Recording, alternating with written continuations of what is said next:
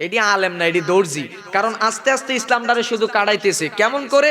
কই মিলাদ নাই, তাবারুক নাই, তারপরে মোনাজাত নাই, এবার ৮ রাকাত তারাবির নামাজ, তারপরে তারাবির নামাজের পরে আবার মোনাজাত ধরন যাইতো না।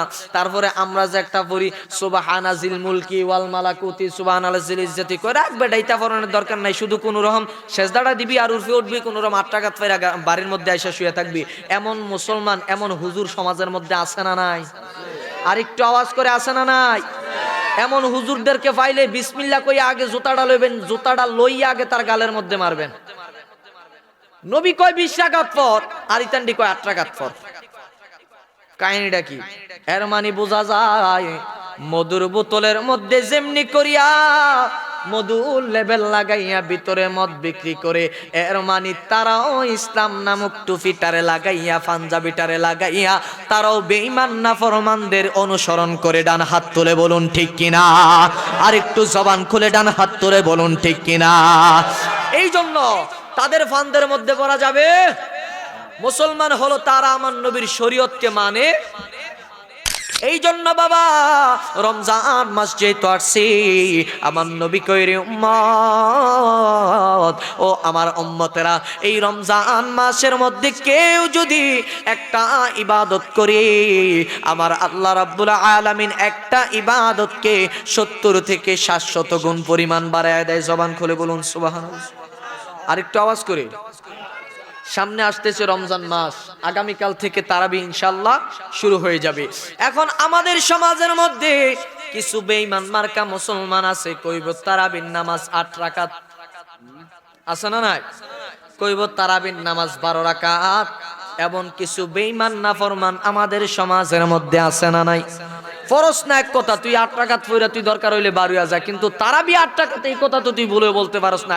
এবার আমরা জানতে চাই, এই সাহেবাদের মুসলমান রমজান মাসের মধ্যে রোজা রাখার দরকার আছে না নাই? আর একটু আওয়াজ করে। অনেকের মুখ দিয়ে আওয়াজ বাড়িতে আছে না, মানে তাহলে ওই যে মহিলাদের পর্দাটি সহ দোকানপাটে লাগাইলে এই দোকানের মধ্যে ঢুকবেন নাকি? হ্যাঁ ঢুকবে? সাইয়েন ফরিদ চেয়ারম্যান সাহেব যদি দাঁড়ায় কয়, আমরা বাজার কমিটি একটা সিদ্ধান্ত নিছি, এবার গতবার যা গেছে গেছে, পিছনে যা গেছে গেছে, এবার যেহেতু আমাদের নতুন করে সংসদের মধ্যে নির্বাচিত, নতুন ভাবে দেশ গঠন হয়েছে, এবার নতুন ভাবে সিস্টেম হবে, নতুন দল আসছে মানে নতুন করে কিছু আমাদেরকে কারুকাজ দেখাবে। তো আমি তাদের কাছে উদারত আহ্বান করব, তারা চাইলে এটা সম্ভব হবে। তো তারা যদি কয় সাহেবাবাদের এই বাজারের মধ্যে একটা দোকান খোলা থাকবে না, কোন দোকানদারটা আছে তে দোকানটা খুলবো? সাহস আছে? তাহলে তাদেরকে আমি উদারত আহ্বান করব, তারা যেহেতু এই কাজটা করে। কারণ দুনিয়াতে আমরা নামাজ পড়ে যে জান্নাতের মধ্যে যাবো এই চিন্তা করা যাবে না। কারণ কিছু কিছু আমল আছে, যেই আমলগুলো আল্লাহর কাছে আপনি প্রিয় হয়ে যাবেন। তো এই আমলগুলা আমি তাদেরকে উদারত আহ্বান করব। আমাদের সাহেবাবাদটা যদি আমরা সুন্দর করতে হয়, তাহলে কিছু কঠোরতার দরকার আছে না নাই? আর একটু আওয়াজ করে বলুন। এবার নবীর প্রতি আমরা ঈমান আনলাম, নবীর প্রতি আমরা ঈমান আনলাম। আরো থাকে দুইটা, ইয়া রাসূলুল্লাহ নবী গো আর কোনটা? আমার নবী কইরে উম্মত এবার হলো ইবাদতে বদনি। ইয়া রাসূলুল্লাহ নবী গো কোনটা? আমার দয়াল নবী কইরে উম্মত, কারণ তোমরা নামাজ পড়তে তোমাদের শরীর দরকার। এবার আমরা জানতে চাই, যখন আমরা রুকুর মধ্যে যাই, যখন আমরা সিজদার মধ্যে যাই, যখন আমরা আল্লাহু আকবার বলে আমরা তাকবীরে তাহরিমাবাদী, এটার মধ্যে কি টাকা দরকার না শরীর দরকার? এই জন্য আমার রাসূল কই এটা হলো ইবাদতে বদনি। এই জন্য আল্লাহ রাব্বুল আলামিন আমাদের জন্য ইবাদতে বদনিটা আমাদের জন্য রাখলেন, যাদের সম্পদ নাই। আমার দয়াল নবী কইরে উম্মত, ওহো আমার উম্মতেরা রে, এবার আমার ওই যেই গরিব উম্মতটা সে প্রথমে ঈমান আনবে, দ্বিতীয়ত সে নামাজ আদায় করবে। ইয়া রাসূলুল্লাহ নবী ৩ নম্বরে কোনটা? আমার দয়াল নবী কইরে উম্মত, এই যে সামনে রমজান মাস আসতেছে, রমজান মাসের মধ্যে রোজা রাখবে। জবান খুলে বলুন সুবহানাল্লাহ। এবার আমরা জানতে চাই, এই সাহেবাদের মুসলমান রমজান মাসের মধ্যে রোজা রাখার দরকার আছে না নাই? আর একটু আওয়াজ করে। অনেকের মুখ দিয়ে আওয়াজ বাড়িতে আছে না, মানে তাহলে ওই যে মহিলাদের পর্দাটি সহ দোকানপাটে লাগাইলে এই দোকানের মধ্যে ঢুকবেন নাকি? হ্যাঁ ঢুকবে সাইয়েম। আমরা এলাকার মহিলারা পর্দাডি যেটি না করে এই ডিবারিয়া চা দোয়ানডির ভিতরে করাইলা। এই যে আমরা চেয়ারম্যান সাহেব আছে ওনার কাছে আমার একটা আকুল আবেদন, তারা যদি চায় সমাজ দ্বারা পরিবর্তন করতে পারে, তারা যদি বাজারের মধ্যে এমন একটা সিস্টেম করে যে একটা চা দোকান ফজর থেকে রাত্রের মাগরিব পর্যন্ত একটা চা দোকান খোলা রাখতে পারতি না, সাহেব আমাদের কাজ আছে দোকানটা খুলতো, হ্যাঁ সব দোকান খোলা থাকবে কিন্তু কোনো খাবারের দোকান ওই যেটি নগদ খাওয়ান যায় আর কি, যেমন চা পান সিগারেট এটি নগদ খাওয়ান যায়, এটি কোনো রান্দাবাড়ির দরকার হয় না, তো এইটিরে বন্ধ করার দরকার আছে না?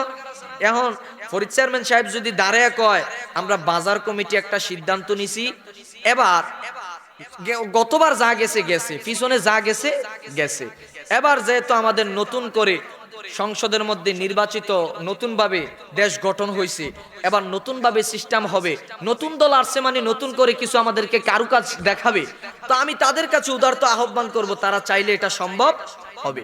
তো তারা যদি কয় সাহেবাবাদের এই বাজারের মধ্যে একটা দোকান খোলা থাকবে না, কোন দোকানদারটা আছে তে দোকানটা খুলবো, সাহস আছে? তাহলে তাদেরকে আমি উদারত আহ্বান করব তারা যেহেতু এই কাজটা করে, কারণ দুনিয়াতে আমরা নামাজ পড়ে যে জান্নাতের মধ্যে যাবো এই চিন্তা করা যাবে না, কারণ কিছু কিছু আমল আছে যেই আমলগুলো আল্লাহর কাছে আপনি প্রিয় হয়ে যাবেন, তো এই আমলগুলা আমি তাদেরকে উদারত আহ্বান করব। আমাদের সাহেবাবাদটা যদি আমরা সুন্দর করতে হয় তাহলে কিছু কঠোরতার দরকার আছে না নাই? আরেকটু আওয়াজ করে বলুন।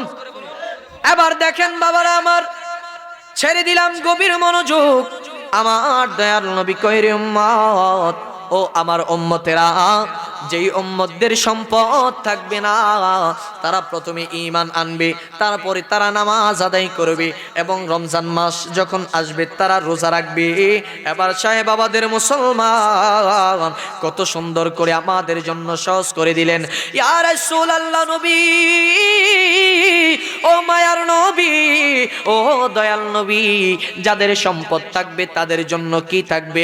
আমার দয়াল নবী কইরে উম্মত ও আমার উম্মতেরা, যাদের সম্পদ থাকবে তাদের সম্পদ হওয়ার কারণে তারা সর্বপ্রথম ঈমান আনার পরে নামাজ পড়ার আগে তারা সর্বপ্রথম মক্কা মদিনা তাওয়াফ করবে। এত আস্তে কইলেন সুবহানাল্লাহ। এবার দেখেন ইয়া রাসূলুল্লাহ নবী, ও মায়ার নবী, ও দয়াল নবী, তাদের জন্য আর কি আপনি বাড়াইয়া দিলেন? আমার দয়াল নবী কইরে উম্মত ও আমার উম্মতেরা, এবং তাদের সামর্থ্য অনুযায়ী তারা যখন 1 লক্ষ টাকার মালিক হবে তারা 2,500 টাকা যাকাত দিবে। আওয়াজ করে বলুন সুবহানাল্লাহ। মানে 2.5 টাকা তারা যাকাত প্রদান করবে। যদি তারা যাকাত প্রদান করে তাহলে আমার আল্লাহ রাব্বুল আলামিন এই জন্য একটা আয়াতে কারিমা তেলাওয়াত করলেন, আকিমিস সালাতা ওয়া আতুজ যাকাত। জবান খুলে বলুন না সুবহানাল্লাহ। আল্লাহ রাব্বুল আলামিন তাদেরকে সালাতের পাশাপাশি তাদেরকে যাকাত দেওয়ার জন্য বললেন। এবার আসুন, কেউ যদি যাকাত না দেয়, আমার দয়াল নবী কই উম্মত ও আমার উম্মতেরা, কাল কিয়ামতের ময়দানের মধ্যে, কঠিন ওই মাহশারের মধ্যে এই তাদের টাকাগুলা, তাদের সম্পদগুলা, তাদের এই শরীরের মধ্যে বিষাক্ত সাপ হইয়া ফেসায় ফেসায় থাকবে। আওয়াজ করে বলুন নাউজুবিল্লাহ। এমন ভাবে তাদের চেহারার মধ্যে ঠুকুর মারবে, এমন ভাবে তাদের চেহারার মধ্যে তারা ফেনা ধরে, এমন ভাবে তারা সবল মারবে, সবলের সাথে সাথে তাদের চামড়াগুলা উঠে যাবে। কিছু লোক প্রশ্ন করবে, ইয়া রাসূলুল্লাহ নবী গো, এরা কারা, এরা কারা? আমার নবী বলে, উম্মত, এরাই হলো তারা যারা যাকাতের সামর্থ্য ছিল কিন্তু তারা যাকাত প্রদান করে নাই। আজকে কিয়ামতের ময়দানের মধ্যে তাদের সম্পদগুলা কঠিনতম কঠিন হইয়া তাদের চেহারার মধ্যে তারা ফেনা ধরে এমন ভাবে টুকরাইতেছে, তাদের চামড়াগুলা তুলে নিচ্ছে। এটাই হলো তাদের সম্পদ। এই জন্য বাবা, রমজান মাস যেহেতু আসছে, আমার নবী কইরে উম্মত ও আমার উম্মতেরা, এই রমজান মাসের মধ্যে কেউ যদি একটা ইবাদত করে, আমার আল্লাহ রাব্বুল আলামিন একটা ইবাদতকে 70 থেকে 700 গুণ পরিমাণ বাড়ায় দেয়। জবান খুলে বলুন সুবহানাল্লাহ। আরেকটু আওয়াজ করে, সামনে আসতেছে রমজান মাস, আগামীকাল থেকে তারাবি ইনশাআল্লাহ শুরু হয়ে যাবে। এখন আমাদের সমাজের মধ্যে কিছু বেঈমান মার্কা মুসলমান আছে, কইব তারাবির নামাজ 8 রাকাত, আছে না নাই? কইব তারাবির নামাজ 12 রাকাত। এমন কিছু বেঈমান নাফরমান আমাদের সমাজের মধ্যে আছে না নাই? ফরজ না এক কথা, তুই 8 রাকাত পড়া তুই দরকার হইলে বাড়িয়া যা, কিন্তু তারাবি 8 রাকাত এই কথা তো তুই বলতে পারস না। এর মানে বোঝা যায় তারা আস্তে আস্তে সাহেবাবাদ বাজারের মধ্যে যেমন করে দর্জি আছে কাইটা কাইটা কাপড় কমায়, এর মানে তারা আস্তে আস্তে কাইটা কাইটা ইসলাম নামক দৌলতটারে কমাইতেছে। ঠিক কিনা? আরেকটু জবান খুলে বলুন ঠিক কিনা? তো তাদের নাম হইলো দর্জি। কি এটি? আলেম না, এটি দর্জি। কারণ আস্তে আস্তে ইসলামটারে শুধু কাটাইতেছে। কেমন করে? কই মিলাদ নাই, তাবারুক নাই, তারপরে মোনাজাত নাই, এবার 8 রাকাত তারাবির নামাজ, তারপরে তারাবির নামাজের পরে আবার মোনাজাত ধরন যাইতো না, তারপরে আমরা যে একটা পড়ি সুবহানাজিল মুলকি ওয়াল মালাকুতি সুবহানাল্লাহিল ইজ্জতি, কই রাখবে ডাইতা পড়ানোর দরকার নাই, শুধু কোন রকম সেজদাটা দিবি আর উঠবি উঠবি, কোন রকম 8 রাকাত পড়া বাড়ির মধ্যে আইসা শুয়ে থাকবি। এমন মুসলমান, এমন হুজুর সমাজের মধ্যে আছে না নাই? আর একটু আওয়াজ করে আছে না নাই?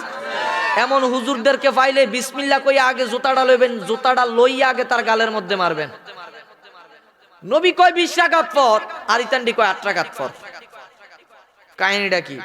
এর মানে বোঝা যায় মধুর বোতলের মধ্যে যেমনি করিয়া মধুর লেবেল লাগাইয়া ভিতরে মদ বিক্রি করে, এর মানে তারাও ইসলাম নামক টুপিটারে লাগাইয়া পাঞ্জাবিটারে লাগাইয়া তারাও বেঈমান নাফরমানদের অনুসরণ করে। ডান হাত তুলে বলুন ঠিক কিনা? আর একটু জবান খুলে ডান হাত তুলে বলুন ঠিক কিনা? এই জন্য তাদের ফান্দের মধ্যে পড়া যাবে। মুসলমান হলো তারা আমার নবীর শরীয়তকে মানে।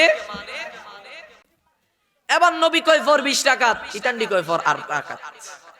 নবী কয় তারাবির নামাজের পরে পরে তোর একটা দোয়া আদায় কর, ইতান্ডি কয় দোয়া আদায় করানোর দরকার নাই। এটি কি কোনো খারাপ কথা নাকি?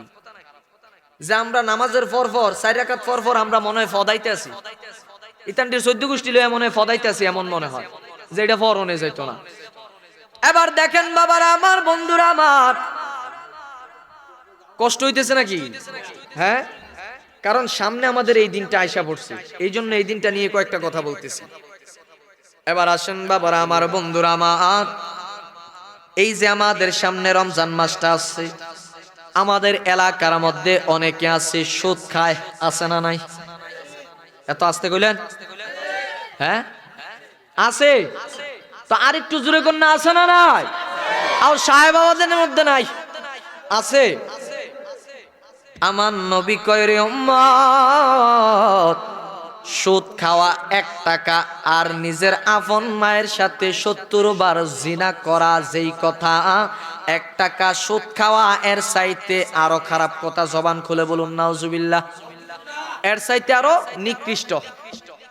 মানে আপনি আপন মায়ের সাথে 70 বার জিনা করলে যেই গুনাহটা হইতো, 1 টাকা সুদ খাওয়ার কারণে এর চাইতে আরো বেশি গুনাহ হইছে। এবার আমাদের ফরিদ চেয়ারম্যান সাহেব, আমাদের নয়ন ড্রাইভার ভাই, যদি আমাদের সাহেব বাবাদের বাজারের মধ্যে একটা ঘোষণা দেয়, এমন কোন ফালোয়ান আসুসনি নিজের মায়ের সাথে একবার একটা রাত যাপন করবি, খারাপ কাজ করবি, 1 কোটি টাকা দেবো, আসেনি? হ্যাঁ আওয়া আসেননি? যদি না থাকে, আমার নবী কয় রে উম্মত, 1 টাকা যদি কেউ সুদ খায়, আমার নবী কয় 1 টাকা সুদ খাওয়া আর নিজের আপন মায়ের সাথে 70 বার জিনা করলে যেই গুনাহটা হইতো, এর চাইতে অধিক পরিমাণ গুনাহ হয়।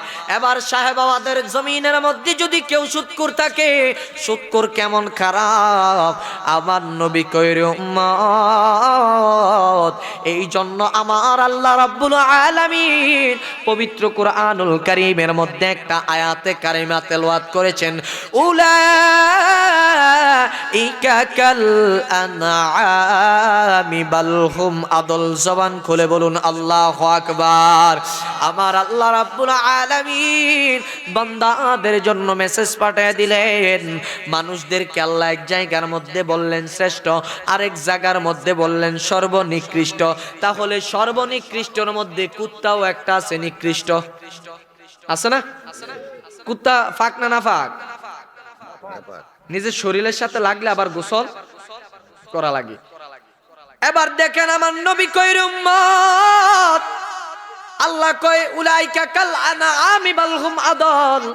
আমার আল্লাহ রাব্বুল আলামিন বলছেন মানুষ আবার সবচাইতে নিকৃষ্ট। ইয়া রাসূলুল্লাহ, নবী গো, কেন এই মানুষ নিকৃষ্ট? আমার দয়াল নবী কয় রে উম্মত, এই মানুষ নিকৃষ্ট হওয়ার কারণ হচ্ছে তাদের কৃতকর্মে। এবার দেখেন কুত্তা যদি নিকৃষ্ট হয়, আমাদের বাংলার জমিনের মধ্যে নয় সারা পৃথিবীর মধ্যে মানুষ হলো সর্বনিকৃষ্ট, এমন যেহেতু আল্লাহ বলে দিলেন, তাহলে এবার নিকৃষ্ট কারা আমরা এবার একটু খুঁজি। কুত্তারে দেখতেন আগে যদি গুড়াইটা দিয়ে হালাই দিত, কুত্তা গুড়া খাই লইত, এখন খাইনি। এখন হারাদিন দেখবেন উডানের ভিতরে কুত্তা, আপনি তো আজ্ঞা রাখছে, বাচ্চারা আজ্ঞা রাখছে, কিন্তু কুত্তা আর গুড়া খায় না। ও কুকুর, কুকুর রে যদি প্রশ্ন করি কোন ভার্সিটির মধ্যে, কুমিল্লা ভিক্টোরিয়া কলেজের মধ্যে নি পড়ছ না ঢাকা বিশ্ববিদ্যালয়ের মধ্যে পড়ছ, তুমি এত বড় ভদ্র হয়ে গেল, এখন আর তুমি গু খাও না, কারণ কি? কারণ কি? কুত্তারে যদি আল্লাহ জবানটা কইলা দিত, কুত্তায় বলতো আমরা খামো কি মানুষের গো, মানুষ এখন খায় কুত্তার গু, ঠিক কিনা? এবার দেখেন বাবারা আমার, এই সুরটা কেমন? এই সুরটা এমন নিকৃষ্ট, যদি কোনো ব্যক্তি সুদ খায় 1000 বছর ইবাদত বন্দিগি করতে পারবে কিন্তু কোনো কাজে আসবে, কারণ আপনি এই সুদের টাকাটা দিয়ে আপনি নিজে খাইলেন, এই খাওয়ার কারণে আপনার এই শরীরের মধ্যে যে রক্তটা প্রবাহিত হইল, এটা কি ফাঁক না নাফাক? নাফাক টাকা দিয়ে আপনি শরীরের রক্ত বানাইছেন, এটা ফাঁক না নাফাক? এবার এই নাফাক শরীর দিয়া যদি আপনি ইবাদত করেন, 1000 রাকাত দিনের মধ্যে নামাজ পড়তে পারবেন, নামাজ হইবনি। রোজা রাখলেন, রোজা হইবনি। এই জন্য কিছু মুসল্লি আছে, রমজান মাস আসলে দেখবেন বাংলার জমিনের মধ্যে একটা জিনিস আছে, সব দিকের মধ্যে দেখবেন আরব কান্ট্রির মধ্যে তাকাইয়া কিনা দামের মধ্যে মাল বিক্রি করে, আর বাংলার জমিনের মধ্যে যখন রমজান মাস আসে, রমজান মাস আসলে খেজুরের দাম যদি থাকে 150 টাকা কেজি, বাংলার জমিনের মধ্যে হইয়া যায় 500 টাকা কেজি। ফায়দা লুটে। পৃথিবীর সব কান্ট্রির মধ্যে যখন রমজান মাস আসে সবকিছুর দাম কমাই দেয়, আর বাঙালিটি সিন্ডিকেটের মাধ্যমে একটা জায়গার মধ্যে সব মালামাল রাইখা, তেলের দাম, পেঁয়াজের দাম, রসুনের দাম, আটার দাম, যা আছে এভরিথিং অল সবকিছুর দাম কি বাড়ায় দেয় না কমায় দেয়? এই জন্য বাঙালির মতো সিটার আর একটাও পৃথিবীর মধ্যে দিয়া, ওই বাংলার জমিন দিয়া জেলবা বিমানটা যাইতেল, সব সিটার মনে করেন একটা বিমানের মধ্যে ফুরাইছিল। এই ফুরানের ভিতরে মনে করেন বাংলাদেশে ল্যান্ডিং করণের পরে যে কোনো এক সিটার চুরি করে নাইমা গেছিল গা, এই সিটার নাইমা যাওয়ার পরে বাংলাদেশ যে এই সিটারই শুরু হইলো।